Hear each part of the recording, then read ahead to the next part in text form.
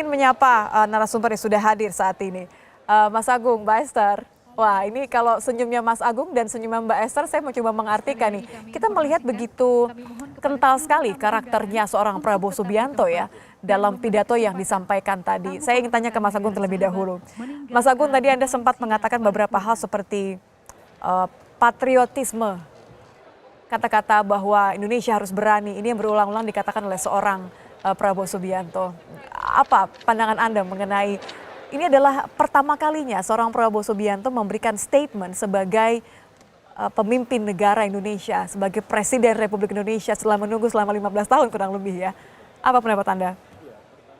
Teringat sebuah tesis Indonesianis Herbert Faith gitu ya, bahwa ada dua tipologi pemimpin di Indonesia, satu solidarity makers, yang satu administratif. Nah, Pak Prabowo ini lebih cenderung sebagai seorang solidarity makers. Pidatonya berapi-api, mungkin ini pidato panjang sekali ya. 30 menit lebih ya. 30 menit lebih, mungkin 35 menit something gitu, tapi yang jelas kita mendengarkannya berapi-api, mungkin karena saya milenial, nggak tahu nanti Gen Z atau Gen X dan Alpha bagaimana? Ya, tapi berapi-api, penuh optimisme, penuh harapan, dan saya kira harus diakomodasi oleh tim manajerial yang oke, administratur yang tipologi kedua. Jadi wapresnya, kabinetnya nanti harus bisa menafsirkan atau mengimplementasikan berapi-apinya pidato itu ke ya kinerja, performa, agar apa? Agar ini bukan harapan kosong. Karena kalau tidak ada klimaksnya dalam bentuk konkret, misalkan apa yang paling mencapai Indonesia emas begitu. 2045 atau asta citanya diimplementasikan dalam konteks politik, ada soal demokrasi, ada soal Pancasila, ada soal hukum dan seterusnya. Saya kira itu harus menjadi concern. What next? Habis setelah pidato ini konkretnya apa gitu? Apakah ada penguatan misalkan lembaga hukum, KPK, PPATK, jaksa, polisi dan seterusnya? Di demokrasi adakah kejaminan kebebasan berekspresi, kebebasan pers, kebebasan berserikat, berpendapat dan seterusnya, dan hal-hal semacam itu yang konkret itu kan harus kita lihat nanti setelah ini apakah bisa terejawantah dalam kabinetnya begitu. Jadi tidak hanya seperti mengutip dari pidatonya Pak Prabowo tadi bahwa pemimpin harus memberikan contoh. Ini konteksnya tadi adalah pemberantasan korupsi ya. Betul. Tapi pemberian contoh ini kan kemudian juga harus diterjemahkan secara struktural, administrasinya bagaimana supaya bisa benar-benar menyentuh semua lapisan masyarakat yang memang tadi diharapkan oleh Pak Prabowo. Jangan sampai ada lagi masyarakat yang tidak sekolah, tadi anak-anaknya tidak sekolah, masyarakat yang kemudian tidak bisa mendapatkan makanan, bantuan tidak sampai begitu.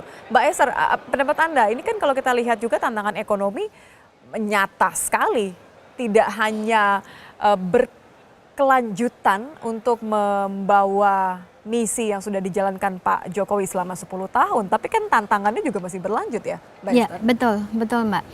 Jadi kalau kita bicara tantangan ekonomi itu yang saya kemukakan pertama adalah fiscal space. Jadi ruang fiskal yang sangat kecil ya, ditandai dengan rasio utang terhadap GDP 38% dengan peningkatan utang selama 2 periode Presiden Jokowi itu sekitar 3,3 kali lipat.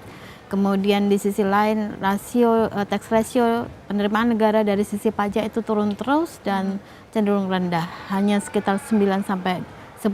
Sementara pemerintahan Pak Prabowo ke depan itu menyatakan bahwa pertumbuhan ekonomi harus 8% dan tax ratio sekitar 23%. Kami informasikan cukup kepada Bapak ya? dan Ibu Betul. anggota Anda merasa MPR apa melihat Kami bahwa tadi ada beberapa poin-poin ini juga dapat disampaikan oleh memberi Pak jalan Prabowo. Apakah cukup mengakomodir menempati tantangan ekonomi tadi kalau dari sisi masing-masing. ekonomi ya? Cukupkah mengakomodir kalau bisa dirangkum dalam satu kali pidato saja? Ya, tadi kalau saya lihat beliau menyatakan tentang hilirisasi, industrialisasi, kemandirian pangan, energi, dan pengentasan kemiskinan. Saya rasa itu adalah program yang visioner dari seorang pemimpin yang pengen rakyatnya sejahtera. Namun demikian kita harus mengetahui kapasitas ekonomi kita seberapa besar. Nah, sehingga perlu langkah cerdik ke depannya. Ini sama kurang lebih berarti ya, Mas Agung katakan bahwa visioner adalah satu hal yang sangat baik begitu. Tapi menerjemahkannya adalah urusan yang lain lagi gitu. Tapi sebelum ke arah sana, tadi juga yang menarik adalah bagaimana Pak Prabowo menyebutkan apa yang menjadi legacy dari setiap Presiden. Sekali lagi kami informasikan dari kita langsung kepada berpandangan tadi ya Mas seluruh- Agung ya. Apa legacy yang ingin disampaikan oleh seorang Prabowo? Komentar Anda? Ya, saya kira karena narasinya keberlanjutan, otomatis apa yang sudah dilakukan oleh presiden sebelumnya, karena tadi ucapan terima kasih ke Pak Jokowi lebih panjang dari presiden-presiden sebelumnya ya. Jadi terlihat bagaimana apresiasi tinggi Pak Prabowo kepada Pak Jokowi, sehingga legacy beliau nanti salah satunya adalah keberlanjutan atas pemerintahan Pak Jokowi. Dan yang paling konkret ya kita tahu ada soal makan siang bergizi gratis. Itu menjadi sebuah istilahnya milestone, apakah Pak Prabowo ini memang bisa merealisasikan janji mercusuar yang lain. Dalam konteks misalkan tadi beliau menyampaikan statement soal saya nggak mau lagi anak-anak sekolah, artinya ada soal concern soal di bidang pendidikan di sana. Kemudian concern soal anti korupsi. Nah, bagaimana cara beliau memastikan akar masalah kita korupsi itu bisa tuntas. By system tadi katanya. Ya, by system di hulu maupun sampai hilir seperti itu. Ada lagi soal kemiskinan. Nah, tapi yang paling dekat dalam imajinasi publik, persepsi publik, top of mind-nya adalah ini makan siang bergizi gratis, operasionalisasinya, implementasinya nanti seperti apa sih? Apakah memang benar-benar bisa rapi, terukur dan transparan, karena jangan sampai ini menjadi celah-celah soal korupsinya lagi misalkan. Nah, itu penting kita garis bawahi supaya apa? Supaya orasi ataupun pidato yang bagus sekali tadi itu bisa memang termanifestasi dalam sistematika kerja yang profesional, yang ujungnya kan ke sana. Nah, itu tim kabinetnya. Nah, saya berharap ketika nanti malam diumumkan setelah makan malam jamuan kenegaraan, itu yang terpilih adalah menteri-menteri yang punya skill teknokratik tingkat tinggi.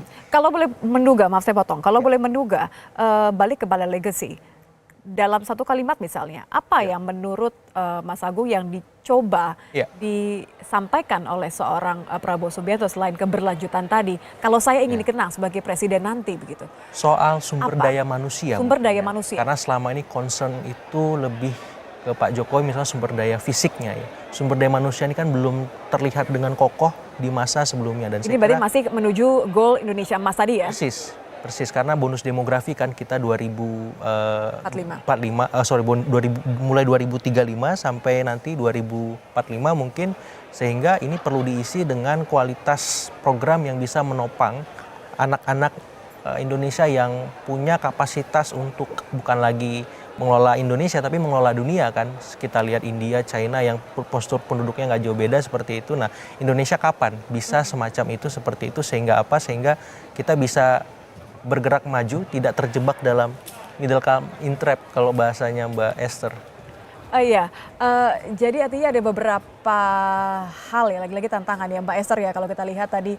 Sebenarnya kan mengingat bahwa program-program Prabowo dan Gibran ini kan juga menyentuh banyak sekali kesejahteraan tadi ya, sumber daya manusia tadi. Anda sependapat bahwa nampaknya Prabowo ini melalui pidatonya berusaha untuk menerjemahkan bahwa saya ingin bangsa Indonesia, generasi berikutnya ini akhirnya memiliki kualitas yang diakui oleh negara-negara di dunia. Ya, sepakat Mbak. Jadi di dalam teori pertumbuhan ekonomi, suatu negara akan maju jika mereka mempunyai satu sumber daya manusia yang kuat, yang skillnya tinggi, kemudian yang kedua adalah modal, dan yang ketiga adalah teknologi. Nah, namun demikian untuk bisa mencapai itu tidak bisa instan. Jadi itu adalah investasi jangka panjang. Maaf saya potong sebentar, ini nampaknya tadi juga ada tidak hanya menyalami atau mendatangi satu persatu tadi perwakilan dari negara-negara dan juga tadi sempat menyalami juga lawan politiknya tadi ya, Anies Baswedan yang memang disebut juga dalam pidato tadi, Mas Ismail Fahmi, pakar media sosial dan juga pendiri Dorn Empet.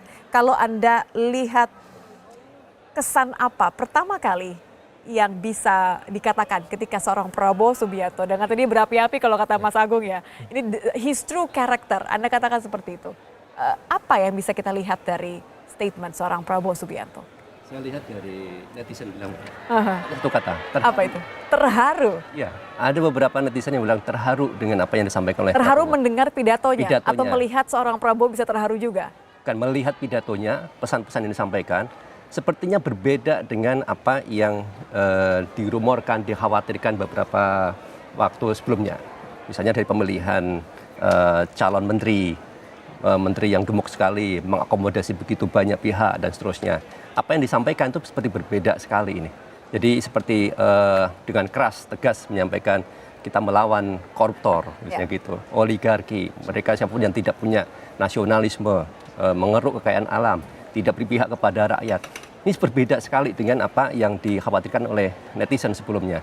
Tentunya ini akan menjadi tantangan ya untuk dibuktikan, tetapi paling tidak ada sesuatu yang membuat surprise ya netizen dari pidato Prabowo. Ini sebuah start yang bagus sebetulnya kalau benar-benar terjadi.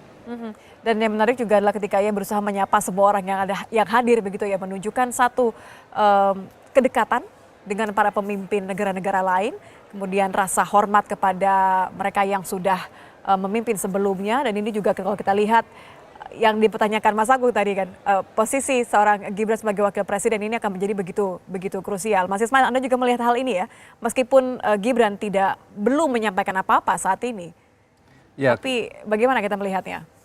tadi ketika kita lihat dari doa juga sama gitu ya. Awalnya disebut presiden dan wakil presiden. Iya. Belakang-belakang mungkin entah karena kepanjangan, entah karena intention atau tidak sadar, yang disebut adalah presidennya saja kayak gitu ya. Tapi sebetulnya kita suapin juga analisis beberapa hari terakhir ya. Kita lihat percakapan netizen di media sosial, terutama sejak seminggu terakhir. Bagaimana calon-calon menteri itu kan dipanggil, audisi lah semacam itu. Kemudian bagaimana sosok-sosoknya. Memang sangat banyak yang kecewa dengan itu. Pertama dari sisi ukurannya ya, kemudian juga dari sisi siapa yang hadir. Bahkan ada yang bilang bahwa ini kabinet fufu fafa. Nah, dalam konteks ini kan masih terbawa juga ya sejarah dari Gibran sebelumnya dari netizen melihat kabinet ini juga itu. Oke. Optimisme saya rasa masih memenuhi ruangan saat ini. Terlepas dari apapun yang kemudian menjadi pembahasan, saya yakin ini adalah momen di mana kita semua menanti begitu ya. Presiden baru, wakil presiden yang baru, apalagi ini wakil presiden yang termuda ya kita miliki.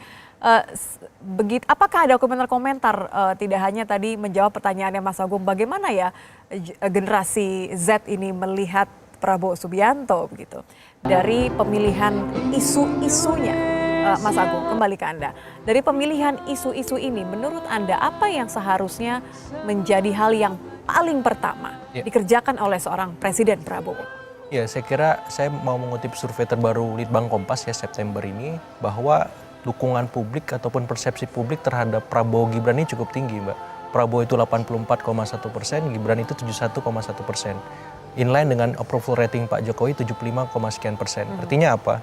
Saya mau bilang sebenarnya apapun yang dikerjakan oleh Pak Prabowo, Mas Gibran, itu dukungan publik sangat besar.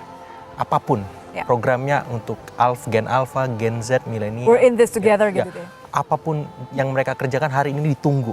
Nah, jadi jangan kecewakan itu, segera bekerja, jangan lagi tergantung pada misalkan kalau menterinya kabinetnya terlalu besar, maju dulu, baru tunjuk siapa yang tanggung jawab, eksekusi. Kata kuncinya berani hari ini. Persis. Pak Prabowo persis. berkali-kali mengucapkan kata berani, kita harus berani sebagai bangsa, harus berani. Saya mengajak ketika Pak Jokowi mengajak saya terima, saya harus berani begitu ya. Berani melangkah, berani mengeksekusi itu penting. Eksekusi itu paling penting, Mbak, karena pasti udah banyak rencana dan seringkali rencana itu hanya sekedar wacana kan. Nah, saya berharap ketika Pak Prabowo yang tadi saya bilang solidarity makers, maka administrator dalam konteks menteri-menteri di kabinetnya, bahkan Mas Gibran wapresnya, itu harus gerak cepat. Karena apa? Karena udah dibekali kan, ada bootcamp gitu. Bootcampnya di Hambalang sekali, nanti setelah dilantik di Tidar kan, di Magelang. Ini kan luar biasa gitu. Nah, kalau udah dibekali juga nggak masif, nggak akseleratif geraknya. Itu kita baru bisa kita menjawabnya ya. Siap. Usai jeda kami akan kembali masih dengan pasca pelantikan Presiden dan Wakil Presiden Republik Indonesia Prabowo Gibran. Usai jeda di Kompas TV.